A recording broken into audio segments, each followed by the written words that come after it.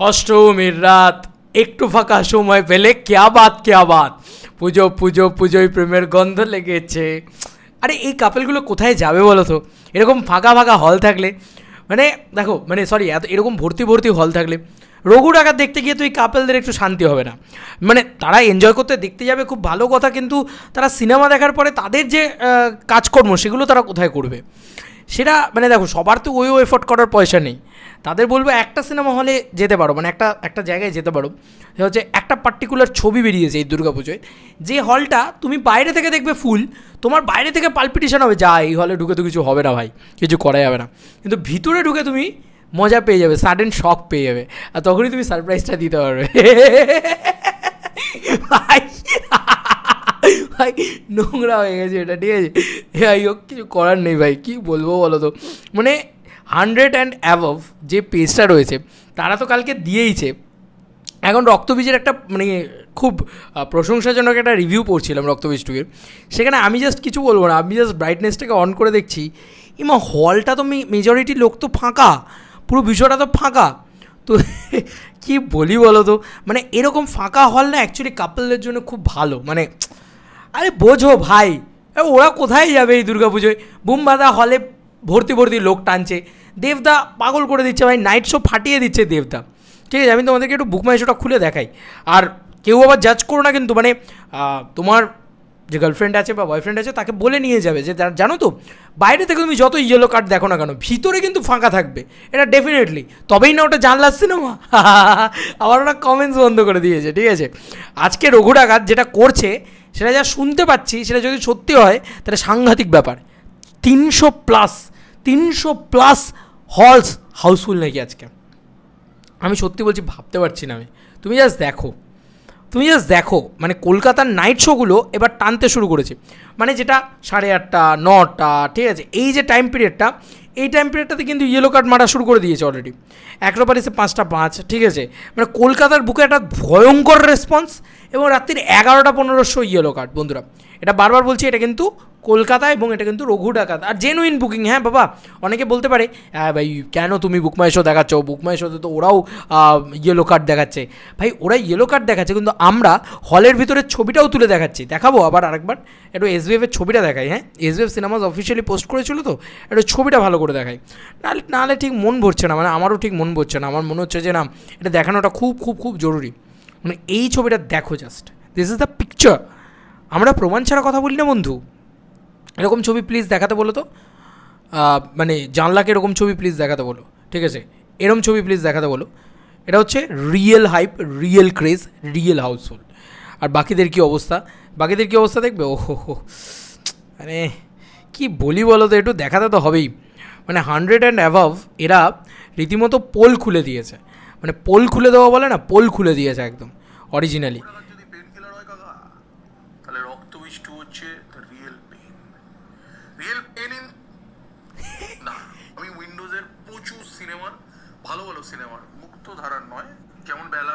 বলে মুক্ত ধারার নয়, যাই হোক, উনি একটা হাউসফুলের চিত্র দেখিয়েছিলেন, ওনার রিভিউটা না হয় আমরা পরে দেখব।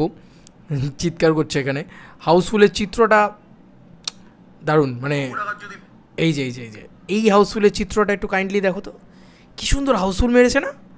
বলছে রঘুরা যদি পেন কিলার হয় তার রিয়েল পেন হচ্ছে রক্তবীজ। ভাগ্যেশ ওনাকে এখনও পয়সা খাইয়ে উঠতে পারেনি বাবা। অনেস্ট কথাগুলো তো সবাই বলে দিচ্ছে, দেখবে আরও কত অনেস্ট কথা বলছে।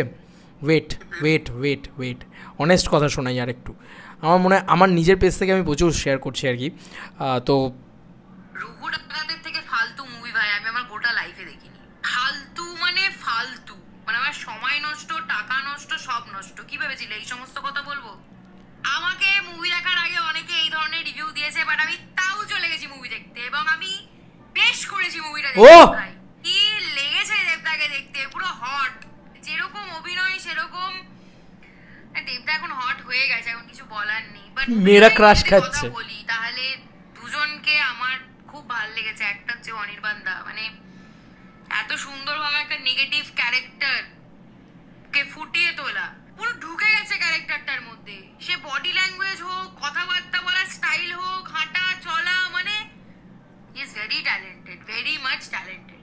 আর একজন সেটা হচ্ছে সোহিনীদি, মানে সোহিনীদের একটা অদ্ভুত ট্রান্সফরমেশন দেখানো হয়েছে মুভিটাতে। বিচার করার ক্ষমতাটা প্লিজ কমিয়ে ফেলো না। এই জায়গাটা শোনো, আমি নেচেছি, আমি খুব মজা নিয়েছি ভাই। খারাপ রিভিউ দেখে বা কারো খারাপ ভিডিও দেখে তুমি নিজের বিচার করার ক্ষমতাটা প্লিজ কমিয়ে ফেলো না, মুভিটা দেখতে যাও। সত্যি এই ছবিটা আরো বেশি ফুটে উঠেছে অনির্বাণ দা এবং সোহিনীদির জন্য আমার মনে হয়, কারণ এদের দুজনের অভিনয় সত্যি মানে আমি যত তারিফ করবো ততটাই কম।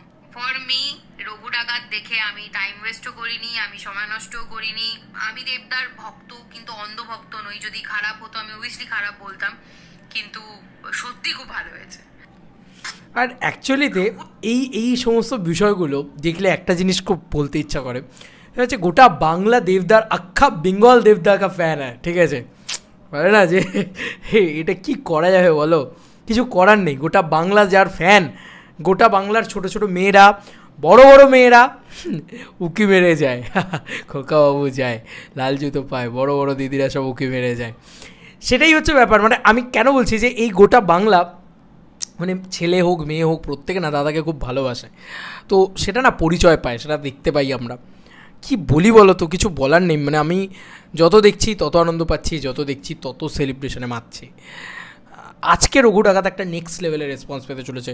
তোমরা আমাকে জানিও তোমাদের কি মনে হচ্ছে, এটা কি সত্যি যে 300টা শোজ আজকে হাউসফুল?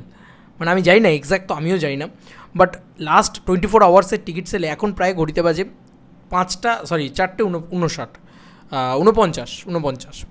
তোমরা ভিডিওটা যখন দেখছো তোমরা বলো। তো এখনই আমরা অলরেডি 4.7K ভোট পেয়ে গেছে আর কি রঘু ডাকাত, এবং মানে ভোটে রঘু ডাকাত সবচেয়ে এগিয়ে বোধ হয় বাকি ছবিগুলোর তুলনায়। হ্যাঁ, রঘু ডাকাত সবচেয়ে এগিয়ে, এবং এর রেটিং দেখো, রক্তবীজের রেটিং দেখো, মানে কেউ পছন্দই করছে না সিনেমাটাকে, একদম পরিষ্কার।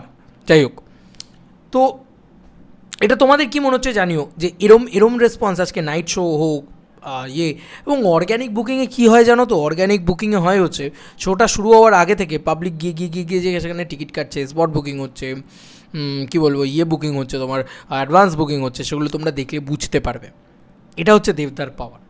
তো আজকে অষ্টমীতে না একটা মাথা পাগলা করার রেসপন্সে চলে গেছে, সব কিছুর ঊর্ধ্বে চলে গেছে। এবার আজকের দিনে মেবি এটা হতে পারে 1.80 থেকে 2 কোটি টাকার অবধি কালেকশন হতে পারে। সত্যি যদি 300টা শো হাউসফুল যায়, ভাই ছেড়ে দাও ভাই, তাহলে তো কালেকশন অন্য লিগে যাবে। আমি বাদ দিলাম 300 আমার দরকার নেই।